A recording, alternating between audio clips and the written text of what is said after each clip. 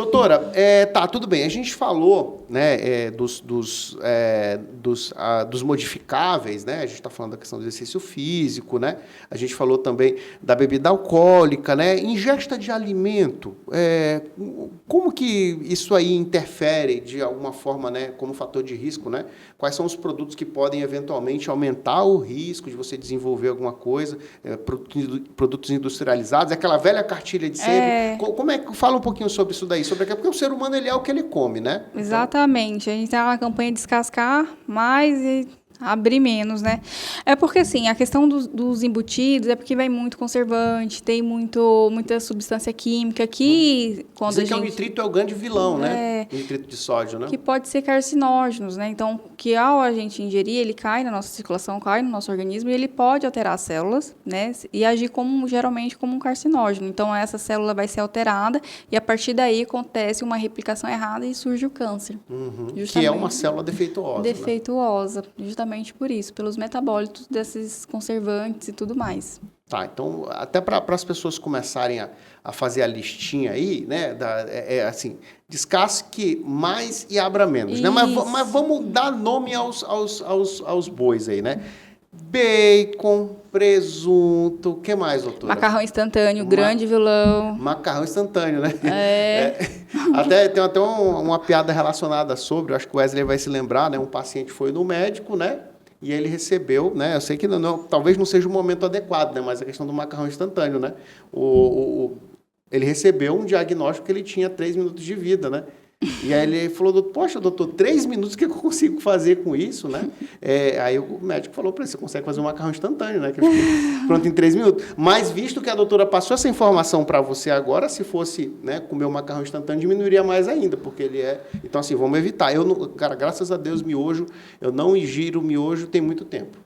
Muito tempo, vários né? anos também. E é engraçado, né, doutora? Porque tem culturas que comem tanto, né? Por exemplo, né, tá aí o seu marido, né, que é descendente de orientais, né? Lá no Japão se come muito, né, macarrão instantâneo e tal, mas eu não sei como que eles fazem para não ser tão... Deve ter outra tecnologia empregada. Mas o macarrão que eles fazem é diferente, não é o instantâneo. Então, eu sigo um caminhoneiro, né, que ele é japonês, enfim, eu sigo um caminhoneiro que ele come do caminhão dele, é bem legal, depois eu vou mostrar para você. Ele faz macarrão instantâneo. Instantâneo mesmo? Todo dia ele tem uma panela elétrica, ele faz, e parece ser tão bom, tão gostoso, né? Então, assim, eu tenho até curiosidade de saber como é que é os índices lá, né? Porque eles consomem demais, né? Eles são muito fãs de massa, essas coisas, né? Então, assim, enfim, né? É cultura fora do que a gente está falando, né? Mas, assim, gera curiosidade, né? Mas, enfim, macarrão instantâneo, o que mais? Refrigerantes, embutidos, todas essas comidas que a gente não são saudáveis, né? Então aí o ideal também é a pessoa ter o seu, assim, né? Todo mundo tem que ter seu médico, seu advogado. Nutricionista. Né? Nutricionista, né? A gente vai falar agora, sua mastologista, né? Exatamente. Ginecologista. Exatamente. E mecânico também, né? Mecânico, de confiança. Exatamente, né? Então, assim, um nutricionista, ele pode abrir, né, a mente da pessoa para poder se alimentar um pouco melhor, né? E fugir um pouco dessas ciladas aí, né? Assim, né? Eu não vou dizer que eu sou perfeito, né? Às vezes a gente come um hambúrguerzinho com bacon ali e tal, mas porque não seja uma coisa muito frequente, né? Exatamente. A gente não pode ser radical, ninguém aguenta, mas que seja a exceção, não o cotidiano, né? Desses hábitos que a gente sabe que são maléficos para o nosso organismo. Exatamente. Doutora, acho que dos modificáveis a gente falou já de fechou. tudo. Exatamente, né? Aí tudo bem. Tratamento, enfim, né? A situação chegou a um ponto que a doença se instalou, houve o diagnóstico positivo, e esse muitas vezes, né, uma hora que a pessoa passa um filme na cabeça dela, né, quando ela recebe o diagnóstico, né, e eu queria que você falasse um pouquinho desse momento para as pessoas, né, porque, enfim, né, a gente fala muito de prevenção, que é uma parte importantíssima, mas muitas vezes a situação já evoluiu, né, então, assim, temos duas situações, né? A partir do momento do diagnóstico, né, que tem um nódulo ali que está desconfiável, você tem a possibilidade de ele ser benigno ou maligno. Então, eu queria que você falasse dessas duas situações aí, de evolução, o que gera mais preocupação, o que cada um gera de preocupação na pessoa. Então, quando essa paciente chega até mim, então é feita uma consulta, a gente vê justamente esses fatores de risco, se essa é uma paciente muito alto risco, a idade dela, ao exame físico, se a gente consegue palpar, se tem alguma suspeição, alguma alteração assim bem importante.